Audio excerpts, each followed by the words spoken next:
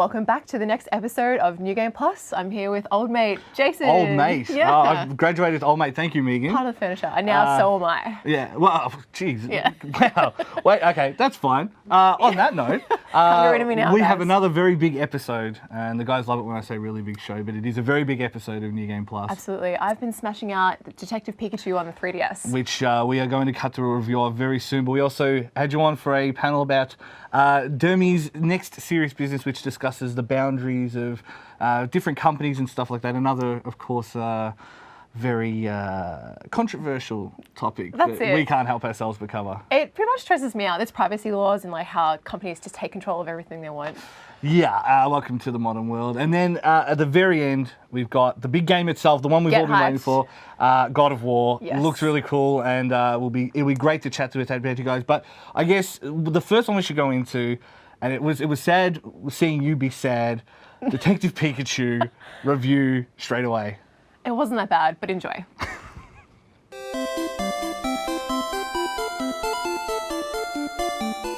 So there's lots of stupid memes on the internet. I don't know if you've been on there, but there's like a bunch of random crap, and it's like, oh yeah, that's one of the stranger ones from recent history was Detective Pikachu, which is like it's a detective series, but you play as like a random Pikachu that's solving mysteries.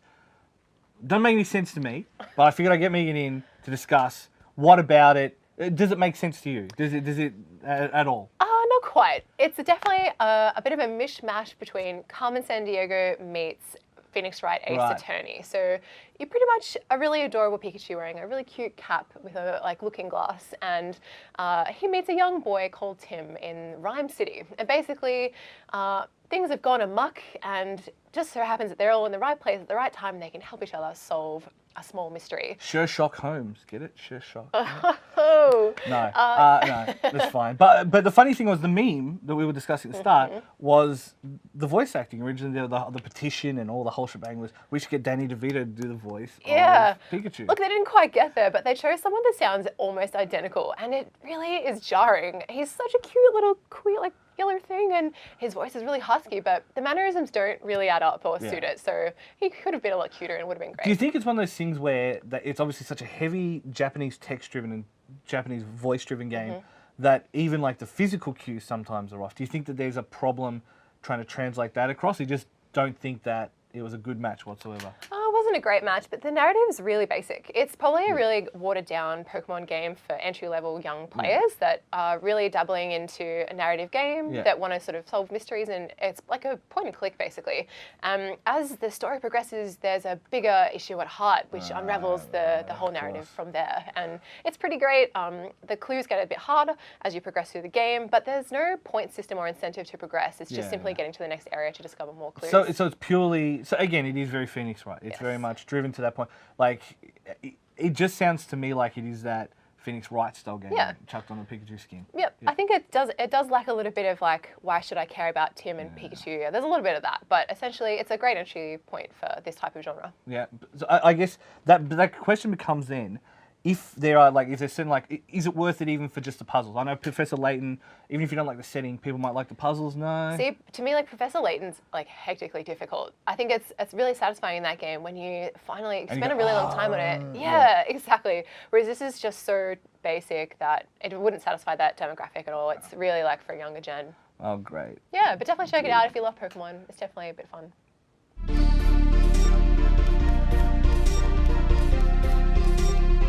Now, the premise of a game like Serial Cleaner is interesting. Instead of being a serial killer, you basically mop up the messes that have been created by these different organizations.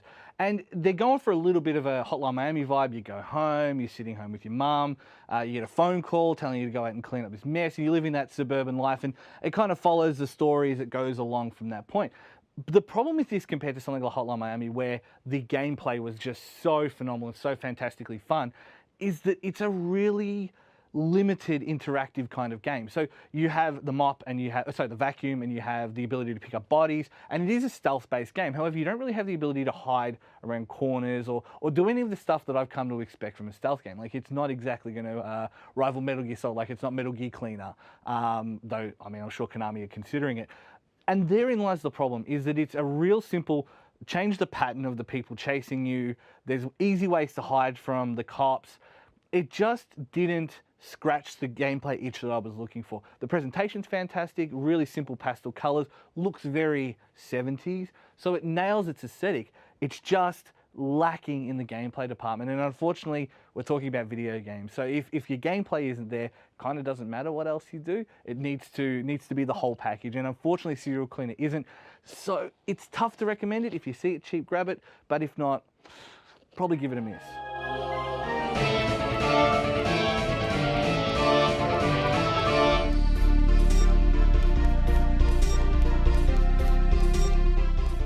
Yeah, boundaries. Now, as a father, I've taught my children to respect other people's boundaries, and it's a very important concept. But somewhere along the line, somebody forgot to sit the tech companies down and actually have that talk to them as well. And looking at the recent Facebook shenanigans, I think they also need to sit down and discuss no means no. I've got with me today Meg and our social Jason Warrior to discuss tech companies maybe overstepping the line a bit. Yes, like, I don't know how to respond. Like, I feel I need to do a Zuckerberg meme and just like... Well, you're a robot. Yeah, like, I mean, and this is the thing, that's the best possible outcome from this thing, is that the actual content of what Zuckerberg said, and let's be real, the actual people interviewing him had no idea what the hell they were talking about. It was awful. It was awful. It was like they were trying to understand it for themselves, not for the, like the greater cause of the case. They wanted him to explain how to put like photos onto their USB drive or something. My eyes it was like talking to someone's grandma. hard. It was, but that's what they want. They want you to remember it as the memes, as the lizard people memes, as opposed to, oh yeah, by the way, whoops, we breached your privacy a little bit. Yeah. Yeah, well, I was going to do another serious business today because I think there's a lot to go into there. But I was very surprised. Probably the smartest person in those conversation with Zuckerberg was Ted Cruz. Yeah, and that says it all. That sums it up. When the Zodiac Killer is the best person in the room, that's saying something. Yes. Well, look, let's look at what they're actually doing because we all use cloud services now. That's pretty common for gaming and for other things. But first one I was going to look at is Facebook. It has come out recently that they scan your photos and your links that you send in Messenger. Yeah. And they scan that for hate speech. Now, the example Zuckerberg used there was a noble example, and a lot of these do have noble reasons for them initially. You should block my strike. His was about a genocide that might be happening, and they would pick up organisation of the genocide and say if Rwanda happened again, basically, and you find that, and that sounds great. But it's a ridiculous next level excuse. I'm not going to lie. Yeah. I was going to say it sounds great, but you know, there's other ways to pick that stuff up as well. Sure, next level. I mean, we've all uploaded a photo to Facebook and had it automatically tag our whole friendship group in one picture, being like, "How the hell did that? How do they do that?" And this kind of topic stresses me out because it's not just that, but also now on my phone, whenever I take a photo, it like syncs, like it tags it automatically in the location I'm at as well. It's just next level. I'd like to point out I don't even have a Facebook app installed. I use web browser versions of it for everything that I do, which is why you should never send me a Facebook message because I won't answer it. But it is so obvious. You will say a word that you've never said on like actual Facebook itself or anything, and there it is. My favorite thing to do is sit there and just be like, baby nappies, and see it. But you're at that age as well, so you might just get the wave of. My brain just went to the first thing on top of my mind. But as an example, hey, I'm Freudian. I'm clearly marked as married on Facebook, and I've got non-stop Russian bride ads all over. Yeah, man. Hey. The one advantage off now. To the White House with me. But I mean, even though you mentioned, I didn't want to get too much of that here, but you mentioned you don't have a Facebook account. You're safe. You're not safe. Facebook's cataloguing because they can take every face they see in every photo. They know that that's the same person everywhere. They know who's commenting about it. They know who's mentioned. They're building a profile. So you actually. I know people that say I don't use Facebook and I use Google stuff instead because I'm worried about privacy. Which, okay, let's get into the next one because that leads into my next point. Now, Google last year locked a lot of people out of their Google Docs because they scanned the Google Docs and they found what they believed were offensive words. Now, they backtracked from that, but there's a lot of authors at the time saying I'm preparing drafts of novels or things I'm writing, and they're creative. Like if you're writing a novel, imagine you brought up the example when we were discussing this pre-filming. Salman Rushdie in 2018, it goes through and scans it and basically locks him out of the doc. I mean that's where Google is heading. Now they're backtracked, but then again, they also said happened with YouTube as well. they accidentally demonetized stuff. Accidentally. And then they went and demonetized stuff later for Reels. This was, I remember when Microsoft when they first brought out Office Cloud, or like whatever they want to call it, right? 365. 365.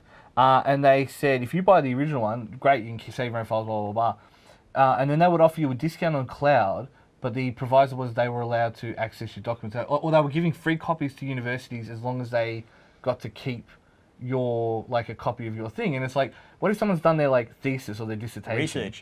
Research, Yes. all that Crazy. stuff. It's like, why would you ever consent to that? Like, you A just lot of uni wouldn't. students use Google Docs to collab on group assignments and things like that, and that's, you know, that's groundbreaking stuff sometimes. Depends, but Well, and I mean, the other part as well is we do use Google services for some stuff too, and we're paying for that privilege, and then for them to still have the power to say, no, like, it is that case of, and again, a lot of these are going to be tied by the theme of what exactly do you own nowadays, and the answer is not a lot. Well, that's something the general public, I don't believe, is aware of. They don't own a thing. no, the terms and conditions are tiny. You want to skip through it. There's always essays of it. And what's the grey area of what they're deeming is inappropriate and what's not? And can you realistically change it? I mean, in a contract, you do need some sort of negotiation to actually be a legal contract, but that's never happened in EULAs. But now you mentioned Microsoft. So now Microsoft recently, and this is what started me thinking down this road.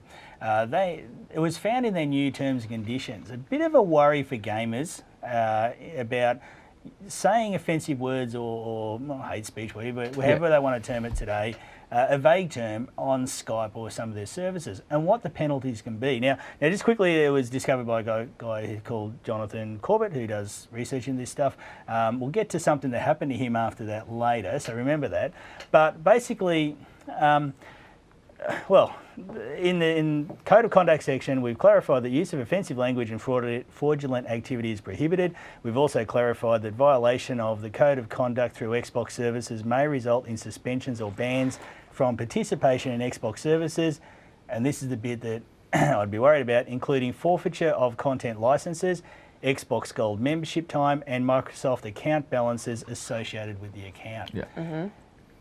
How should gamers feel about that? So, well, and it is that thing of, I mean, Origin had the thing a couple of years back where your forum account was linked to your Origin account. So if you got banned on their forum, you got banned from playing your own games. Yeah. And it's like, well, I mean, even if you find them to be thing, you're still happy to take their money until such point that you say, oh, we can take your money and we can ban you when we want. Like, we got both sides of it, you know what I mean? Like, they don't even have to offer any recompense in any way because you're only ever buying a license. It's always been my concern with a lot of these things. Now, there may be, I suppose, well-meaning. The road to hell is paved with good intentions, especially on the internet. But yes, see, we have an established legal system built up over hundreds of years that has, you can have retrials, you can challenge, and yes, the legal system is based on how much money you've got, and we all know that. But it's still there, and it still sets sort of conditions. There's precedent. There's a lot of things. We have an extrajudicial system here by private companies that can basically say, we don't like something you've done, therefore we're going to take what we sold you back off you. So the big one for me there is that so the sheriffs can do something similar. Let's say you get 5 speeding fines, right? You don't pay them. Your license comes up for renewal. In Victoria, the sheriffs can say you can't renew your license until you either at least make it like talk to us or pay your thing. And if you don't do that, then you can't re-register your car. You can't pick your license. You can't do all these things as a government organization. But that is so heavily kept in check by the legislation around it that you have some way to you can say, well, hang on, that's not my thing. I can pass on the ownership of the ticket and say, I didn't speed, someone borrowed my car. There are ways and means to do it.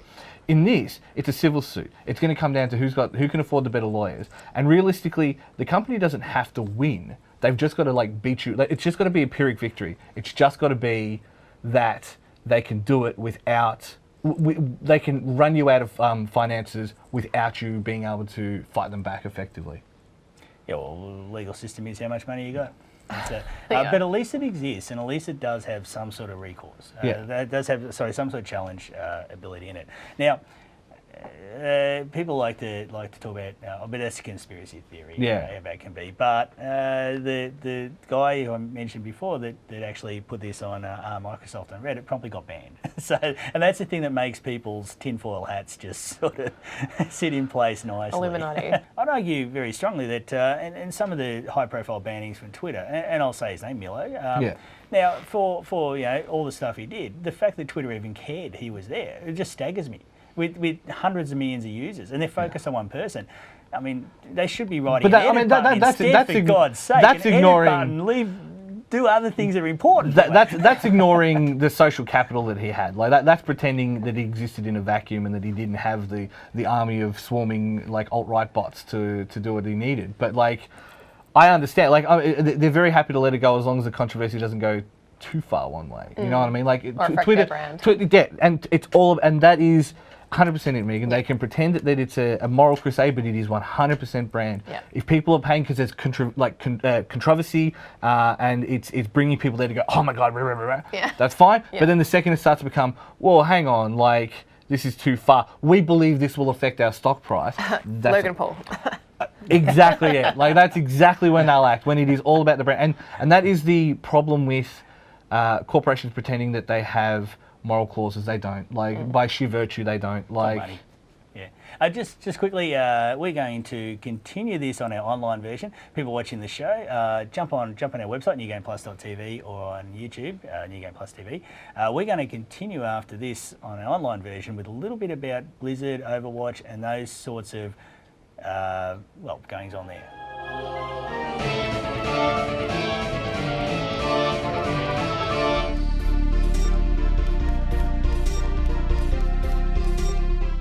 Now, God of War is one of those Sony franchises that's been around for many, many years, and Santa Monica have been instructed to craft the game from its very beginnings with David Jaffe all the way through to its current iteration.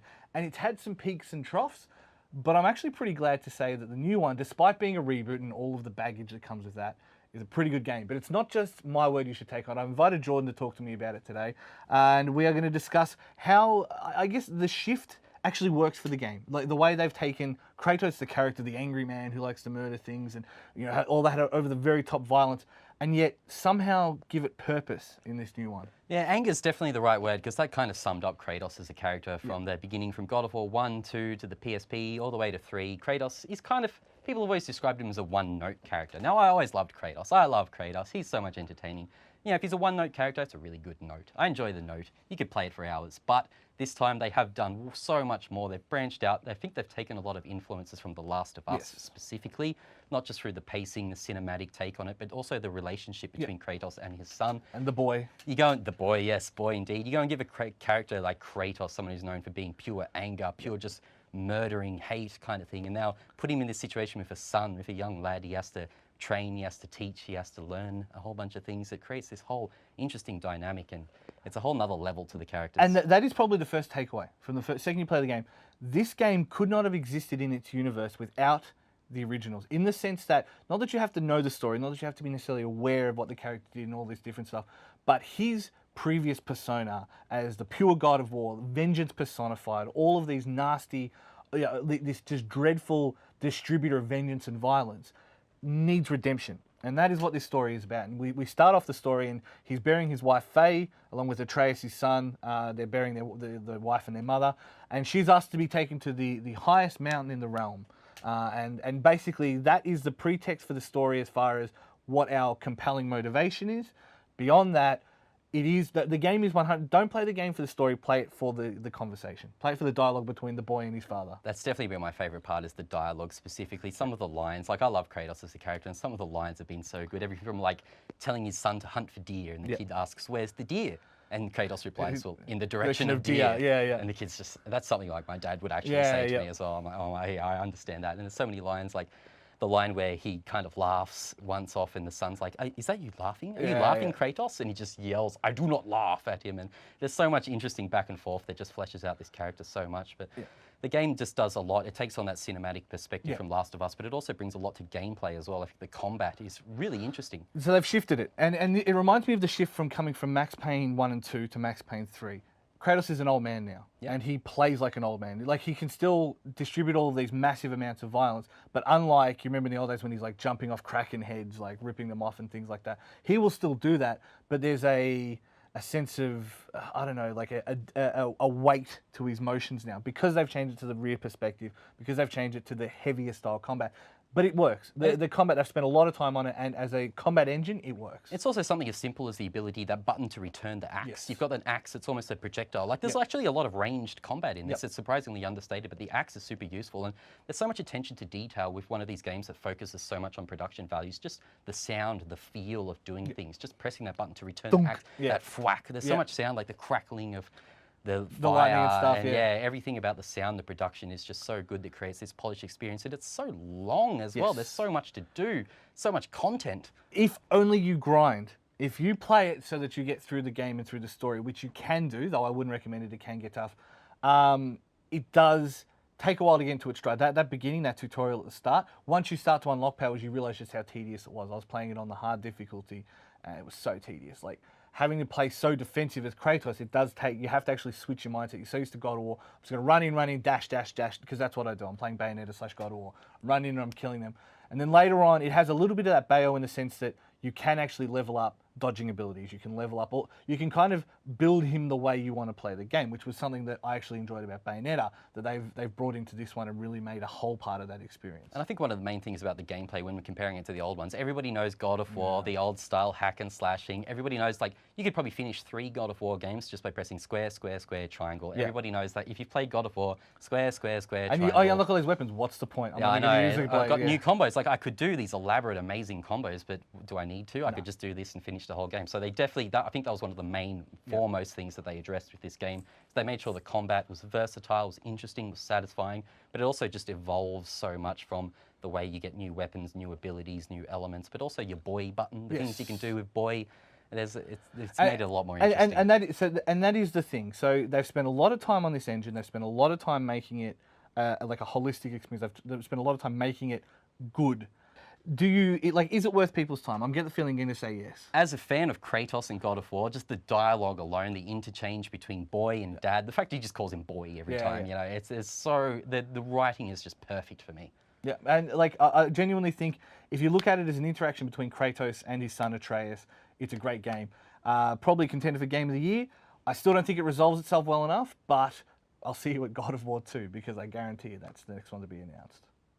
Was that not the best review of God of War of all time? Okay, thank you. I've been saving all my money for this game. It's been a really quiet year up until now, and you say that. I'm going to the shops. Look, I'm a weeb, so I can't agree with that assessment. But it is tough because the game is, as soon as it got announced, it was huge. It was everywhere. Yeah. E3 trailers. All the influencers out there, all the big dogs have got their games out there already, and they've been spoiling, like, you know, giving stuff. It was rocking a 95 on Metacritic. Legit. And so it is that thing 10 out of 10 on IGN.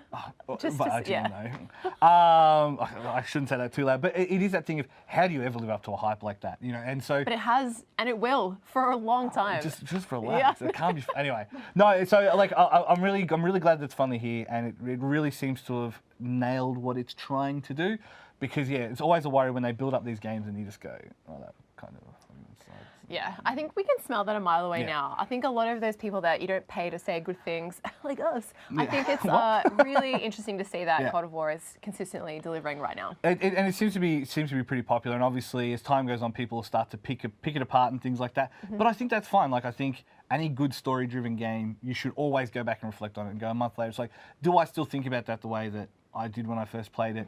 I mean, that makes you a good review as far as I'm concerned. Are they going to dabble some like motorcycle action like Zelda, where, you know, DLC coming out for God of War? God, what's like on a Spartan motorbike or something? Yeah, legit. What do you think? What's the future of God of War? I very doubt it. But it's nice to have dreams. Cool. On that note, don't forget to watch us at newgameplus.tv, and we are on, list them with me, Facebook, YouTube, Insta, Twitch, Twitter. What aren't we on? Correct, New Game Plus TV. I don't think we're on, doesn't matter. Doesn't matter. We're not on Weibo, but that's fine. Megan, thank you for joining us. Thanks. And we will see you guys next time. See ya.